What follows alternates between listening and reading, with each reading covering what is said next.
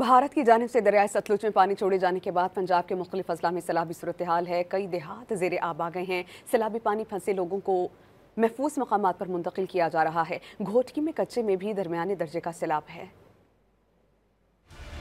बहावलनगर में दरियाए सतलज में पानी की सतह मजीद बुलंद होने से ऊंचे दर्जे का सैलाब है। सैलाबी रेले के तेज बहाव से जिले में मुतादिद आर्जी हिफाजती बंद टूट जाने से पानी आबादियों में दाखिल हो गया। रेस्क्यू टीमें पानी में फंसे अफराद को रेस्क्यू करके फ्लड रिलीफ कैंप्स मुंतकिल करने में मसरूफ हैं। दिहाड़ी में दरियाए सतलज में हेड इस्लाम के मुकाम पर पानी की सतह बढ़ने से मुतादिद आर्जी हिफाजती बंद टूट गए। सैलाबी पानी से कई बस्तियां ज़ेरे आब आने से सैकड़ों एकड़ पर फसलें ज़ेरे आब आ गयी। मुतासरा इलाकों में पानी में फंसे 100 अफराद को महफूज मुकामात पर मुंतकिल कर दिया गया। रहीम यार खान में दरियाए सिंध पर दरमियाने दर्जे का सैलाब है। लोग अपनी मदद आप के तहत कश्तियों पर महफूज मुकामात पर मुंतकिल हो गए।